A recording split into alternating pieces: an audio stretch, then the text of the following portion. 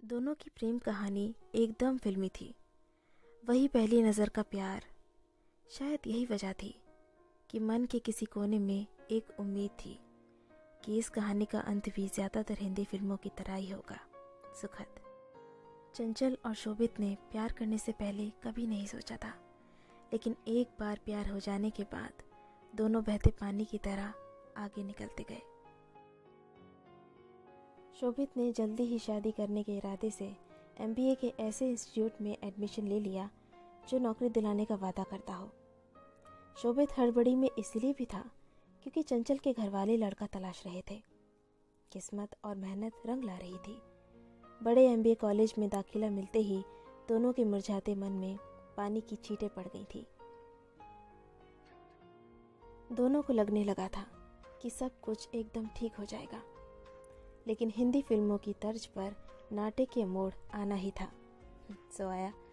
Course में दाखिला लेने के 1 महीने के भीतर ही चंचल की शादी तय हो गई। चंचल बहुत घबराई हुई थी, बल्कि वो दोनों ही बहुत घबराए हुए थे। जी में आ रहा था कि फौरन भागकर शादी कर ले, लेकिन नौकरी नहीं थी और इसी वजह से दोनों के बढ़ते कदम ठिठर जाते थे। शोभित बार बार चंचल और खुद को समझाता रहा कि जो भी होगा अच्छा होगा। दोनों की बात भी हुई कि शादी की बात अपने अपने घरों में करें, लेकिन हर बार की कोशिश जाति, उम्र, हैसियत और बेरोजगारी जैसी वजहों की भेंट चढ़ जाती। वक्त बहुत तेजी से हाथ से निकल रहा था।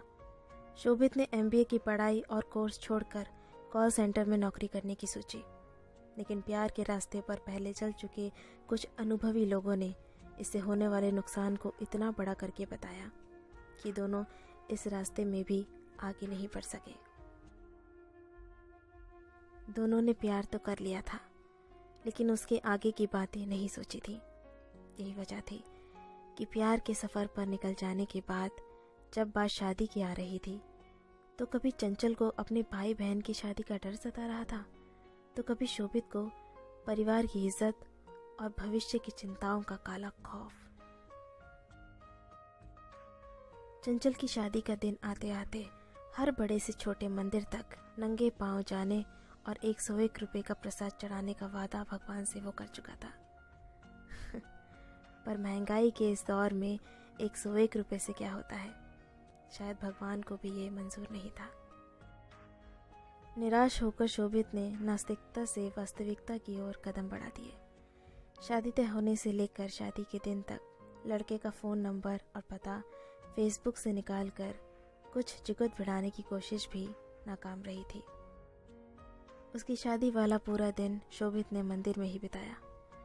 कुछ उम्मीदें शायद अभी बाकी थी, हालांकि सूरज ढलने के साथ उनमें भी तेजी से कमी आ रही थी।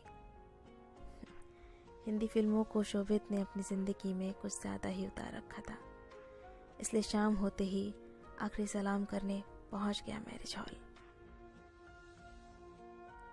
दुल्हन के तैयार होने वाले कमरे में किसी तरह पहुंचकर उसे बोल दिया कि मैं स्टेज पर आऊँगा, तू मुझे गले लगा लियो। मेरी थोड़ी पिटाई तो पड़ेगी, लेकिन सब ठीक हो जाएगा, शादी कैंसिल हो जाएगी। इतना कहकर शोभित तीर की तरह कमरे से बाहर निकल गया। शोभित का जोश दोबारा जाग चुका था। अब ये शोभित का ब्रह्मास्त्र था। जयमाल होते ही वो स्टेज पर पहुंच जाता है। उसके मन में ब्रह्मास्त्र के चलने के बाद पिटने का डर तो था, पर साथ में सफलता की उम्मीद भी। स्टेज पर उसके करीब पहुंचा तो उम्मीद थी कि वो गले लगा लेगी। शोभित ने चुपके से इशारा भी किया, लेकिन उसके चेहरे पर कोई भाव नहीं था। पर कुछ मिनट रुकने के बाद फोटोग्राफर ने शोभित से कहा, भैया अब उतर भी जाओ। एक झटके में शोभित अपनी सपनीली फिल्मी दुनिया से हकीकत में आ चुका था। चंचल किसी और की जिंदगी बन चुकी थी।